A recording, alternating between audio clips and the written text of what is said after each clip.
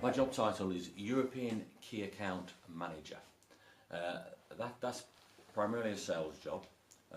I am an engineer by origin. I've moved from engineering into sales, so it's predominantly a sales job, and I'm looking after the sales and the development and the welfare actually of European customers. I am a civil engineer trainee technician at RPS, which is a consultancy for architecture and engineering.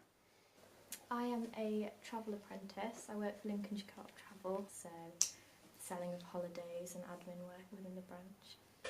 I work at the Manufacturing Technology Centre and I run a training centre for engineering apprenticeships. My apprenticeship was with Volvo and I'd started that when I was 17, and it was in customer service. So the role that I was doing was fleet sales executive, which is like business to business, dealing with fleet managers and other companies on like a larger scale.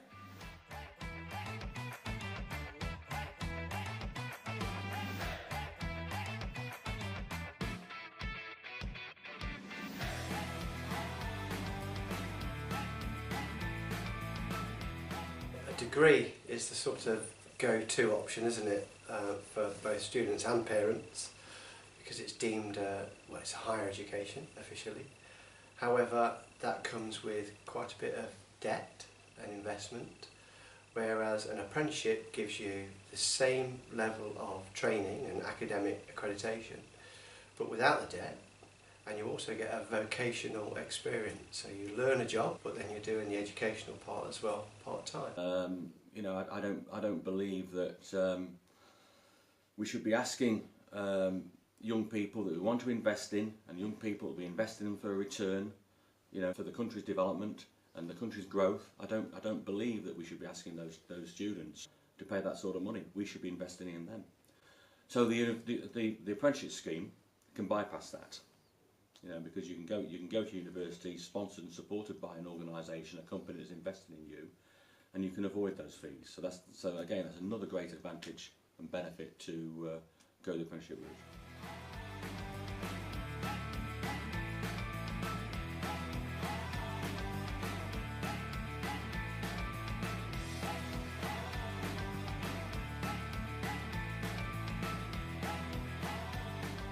If you wanted to go into something like construction, you could pick between becoming a builder, a bricklayer, and that is an educational level 3. So typically an apprenticeship, you could do a level 3 apprenticeship and become a builder. But if you actually wanted to be a construction manager or an architect, you would typically have to go to university for those, because they're level 6 or level 7. And maybe you'd go to university for 3 years full time, and you'd have to pay £30,000 to do that.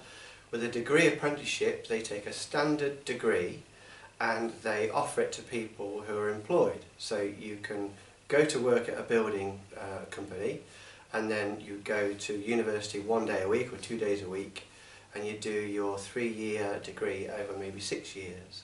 The difference being that you don't have to pay for the degree, the business picks the bill up. So you essentially go through exactly the same degree as the university student. It takes you twice as long, but you're paid a salary to do it rather than you get a debt. I had a very fortunate opportunity. I was a sponsored engineer, which meant my university was paid for, which was great.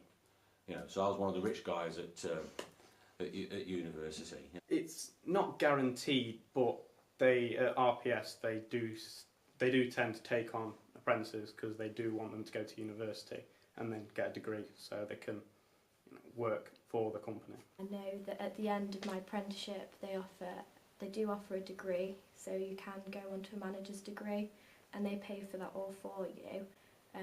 They only just ask that you stay working with them for the 3 years of the course, and an additional year is like a thank you. I start my new job next week, which I am training to be a dental nurse, and with that I will be doing a degree as well in, well, it's with the NHS.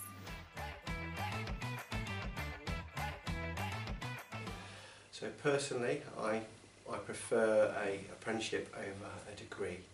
because as an individual you leave with less debt and more experience, and as an employer you're looking at somebody with way more vocational experience.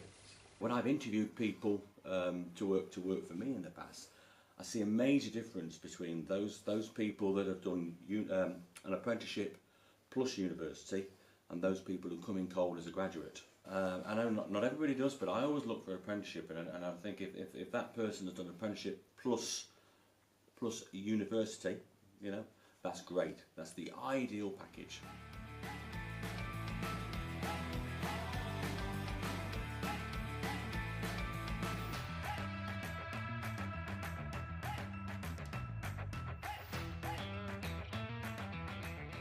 When I was doing the apprenticeship, I think I was on about £5 an hour, but because it was a sales role, we then got commission on top. I earn £7.20 roughly an hour. It depends on the type of apprenticeship, but typically the ones that we offer, in year one we offer them about £9,000 a year. However, some manufacturers or companies who really need apprentices, like Jaguar Land Rover are a good example, they'll probably pay around £13,000 a year, which is quite a high starting salary, but it indicates how much they need apprentices. It goes up each year, so in the second year from a £9,000 salary you'll probably move up to about 11 or 12, and then maybe up to about 13 to 15 in the third year. But more importantly, once you've qualified, again depending on the type of career you've gone into, you're very likely to find yourself as quite a valuable asset, where companies may be offering you anywhere in the region of £25,000 to maybe £35,000 as a qualified engineer, for example. I had to have GCSEs, I think it was A star to C, and then it was just down to the person. I had to do a series of questions and practice on engineering skills, and then I was invited to an interview. Depends which apprenticeship you're going for, because you could go for a level 2 or a level 3 or a level 4, there's different academic levels, but typically we'll be looking at something like GCSE grade 3. I think they've just changed the grades to 0 to 9 now. But saying that, some apprenticeships, if it's the right person that's applying and they feel like the person's right for their business, they'll very often allow them to retake any subjects that they've not quite hit the mark on. I did get into the uni to do geography, but it wasn't for me. I didn't feel, I know it sounds stupid, but it wasn't in my heart to go. To be honest, I never really wanted to be a travel consultant. I just really like geography, so I thought I'll see how it goes. So I applied for it, and yeah, I got the job. I did apply for university, and I got the grades to go, but I found the apprenticeship more attractive.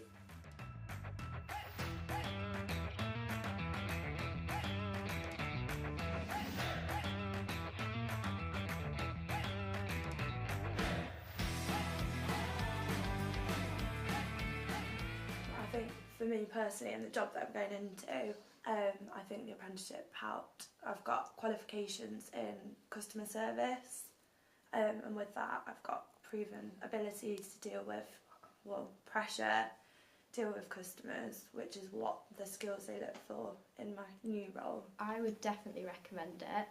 I love I love being paid and having that wage that comes through into my bank account every month. The amount of opportunities that I have at my company, I've been to Disneyland Paris, I've been to Portugal, I've only been working there a year. There's so many training opportunities with Lincolnshire Co-op, so I'm going to a training on Wednesday to learn about different tour operators.